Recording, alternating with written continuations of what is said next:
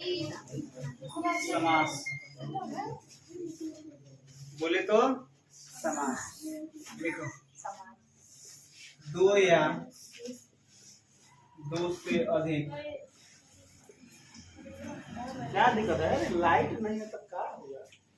ठंडा लग रहा है ना, तो गर्मी में इतना ठंडा तो एक्सपेक्ट कर जा सकता है कि नहीं हो?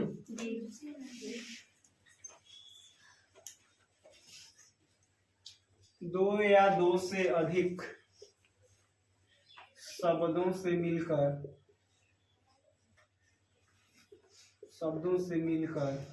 किसी को चक्कर वक्कर नहीं ना आ रहा है? दो या दो से अधिक शब्दों से मिलकर बने नए शब्द को क्या कहते हो? समास।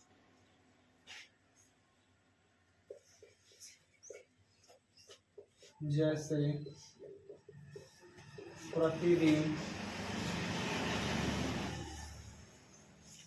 लोटा डोरी, भाई बहन। पढ़ा जाएगा हो भाई समझ आ गया? प्रतिदिन को हम क्या लिख सकते हैं? प्रत्येक दिन।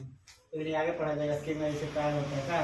तो से पहले सबसे पहले जाने कौन चीज नहीं आ जाता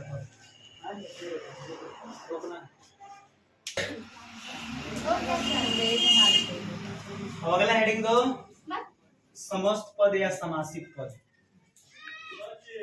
जी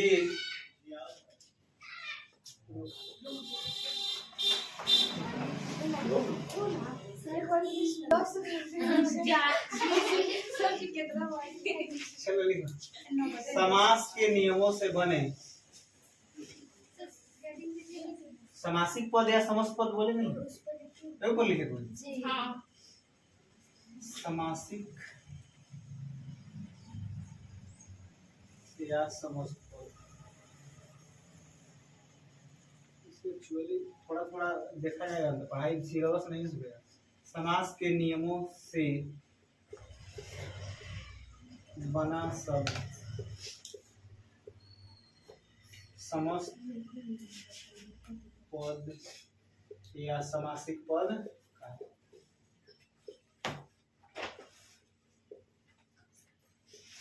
तुम लोग को समझा रहे हैं कितना इसे पेड़ पौधा लगाओ, समझ लेगा। तो जरूरी तो है, बूढ़ा बूढ़ी होगल वाला लोग तो मर जाएगा लोग, मतलब कुछ दिन बाद मर जाएगा। अभी हमनी का शुरू हुआ है तो हम लोग को तो भोगना पड़ेगा। हम तो पुरानी में आना लिया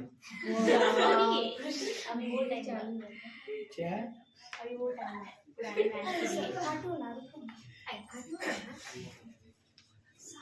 शोक से ग्रस्त, शोक से ग्रस्त क्या हो जाएगा? शोक ग्रस्त। तो देखो इस समास के नियम से बन रहा है ना, एक नया शब्द बन गया, जुड़ के वो पूरा पद बन गया ना, इसी को हम लोग क्या कहते हैं? समास। जैसे प्रत्येक दिन, चाहे दूसरा लेते हैं, नीला है जो, नीला है चलो इसको क्या कहेंगे हम? नील कमल। नील उल्टा लिख रहा है, नील कमल। कुछ रहता है सब एकदम से गलती हो जाता है, लेकिन ये समझ में नहीं आ रहा है कि हम जो करेंगे वो मिस्टेक कर रहे हैं। तू लोग कहीं करा तो नंबर भाग जाएगा, समझ में है ना? इसलिए कहते हैं जो भी पढ़ा रहा है उसको और पढ़ो। घर पर जितने पढ़ेंगे ना उतने समस्या खत्म होगा, जितने पढ़ेंगे उतने कंफ्यूजन खत्म होगा। ऐसा समाज से विद्यार्थी भागता है, समाज समझ में नहीं आता है, समझे ना? आज समाज के लिए पहले समाज के लिए जो होता है ना, पहले कौन सी का जानकारी चाहिए? अव्यय का जानकारी चाहिए। जैसे संज्ञा, सर्वनाम, विशेषण, क्रिया, चार गो जो हम लोग पढ़ते हैं। एक अलावा जो चार गो होता है वो कौन सी? चार गो के अलावा जो भी बच जाता है उसको हम किसमें रखते हैं?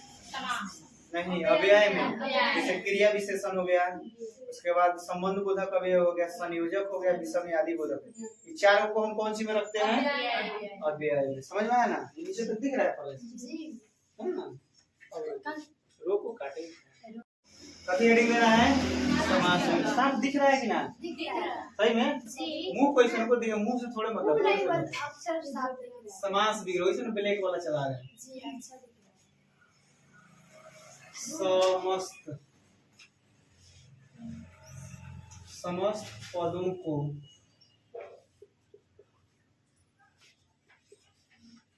अलग अलग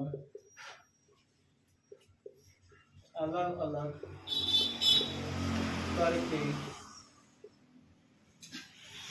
लिखने पर जो नया शब्द बनता है, नया शब्द या पद भी कह सकते हैं, जो नया शब्द बनता है डैश कहलाता है। क्या कहलाता है? समास विग्रह। पढ़ाई लिखाई जो है ना सुविधा का चीज अभी के हिसाब से, पहले भी इतना गर्मी पड़ता था, ऐसा बात थोड़े है, लेकिन इस तरह का जो गर्मी पड़ता है वो नहीं पड़ता था। पहले जनसंख्या कम था, बहुत सारा चीज से जब गर्मी को कंट्रोल कर लिया था। पीपल का पेड़ आजकल कहाँ कोई लगा रहा है, ना बरगद लगा रहा है, ना पपड़ी लगा रहा है। तो इंतजार में जब बाउंड्री हो जाएगा, कम से कम 20 गो पीपल का पौधा लगाएंगे। हाई स्कूल में खाली बाउंड्री हो जाए वो नहीं करेगा, वो नहीं करेगा। होगा क्या है? होगा क्या होगा? जैसे लिखो, जैसे हम लोग लिखे ना अभी नील कमल लिखे थे, एकरे के विग्रह करने पर हम क्या लिखेंगे? नीला है जो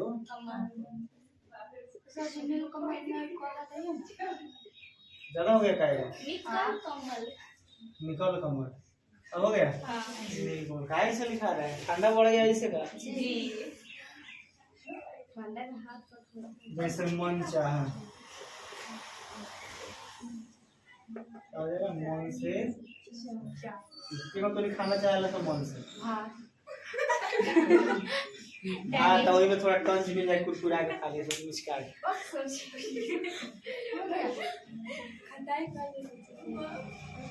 खटाई के शब्द लोड करके जा।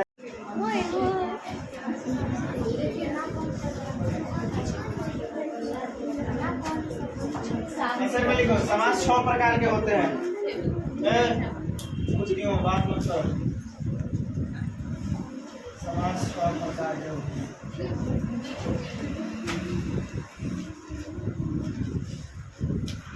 समास 6 प्रकार के। चमक नहीं कर रहा है?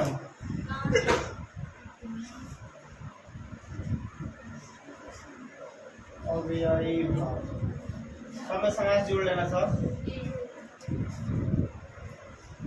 तत्पुरुष समास, कर्मधारय समास, द्विगु समास,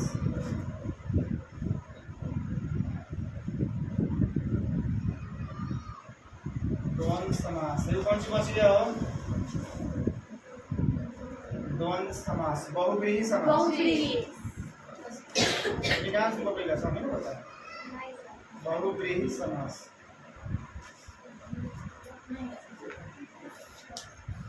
बहुव्रीहि समास, अव्ययी भाव समास, तत्पुरुष समास, कर्मधारय समास, द्विगु समास, द्वंद्व समास एंड बहुव्रीहि समास।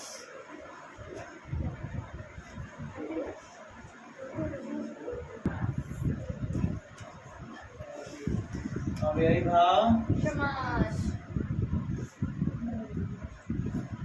तो इसका हो जाएगा जिस समास का चलो नहीं करिएगा, हो गया। जिस समास का प्रथम पद अव्यय अथवा प्रधान हो, अव्यय अथवा प्रधान हो, अव्ययी भाव समास का है।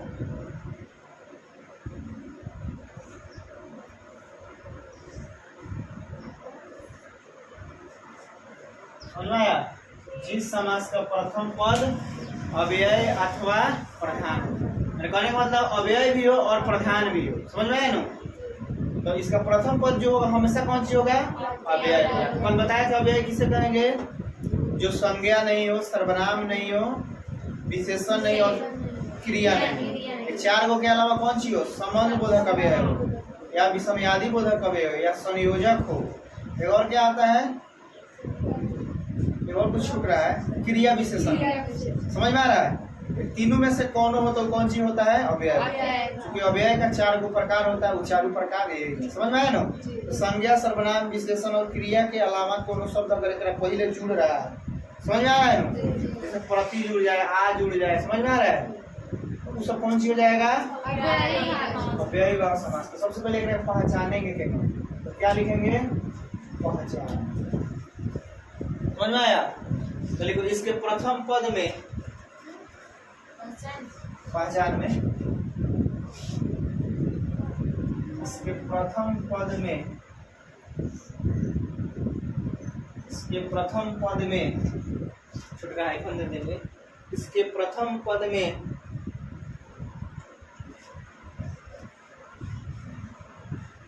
अनु, आ, प्रति और सुना रहे? अनु, आ, प्रति, हर, यथा, यावत, यथा, बोले हर, यावत,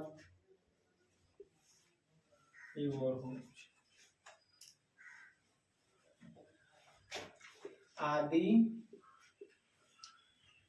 होता।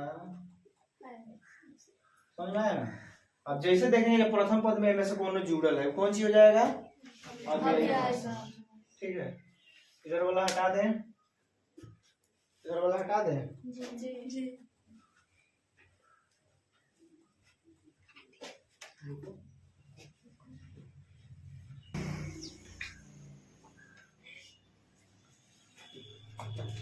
तो कौन सी हो गया हो? अव्ययी भाव समास के उदाहरण। तो सबसे पहले क्या हो जाएगा? पूर्व पद जो कौन सी होगा? अव्यय होगा। उत्तर पद कुछ हो सकता है, समस्त पद, उसके बाद क्या होता है? समास विग्रह। प्रति देखो लिखवाए पहचान में तो प्रति था, आ था, यथा था, हर भी था, फिर हाथ। ठीक है। कहने का मतलब उत्तर पद जो हो उसका मतलब नहीं। अब देखो समस्त पद क्या बन रहा है इसका? प्रतिदिन, आजन, यथा संभव, भर पेट, प्रतिकूल, क्या बन रहा है फिर? हाथों हाथ। यानी इसका उच्चारण करेंगे, क्या बोलेंगे? विग्रह करेंगे प्रत्येक दिन जन्म से लेकर जैसा संभव हो, पेट भर के, इच्छा के विरुद्ध हाथ ही।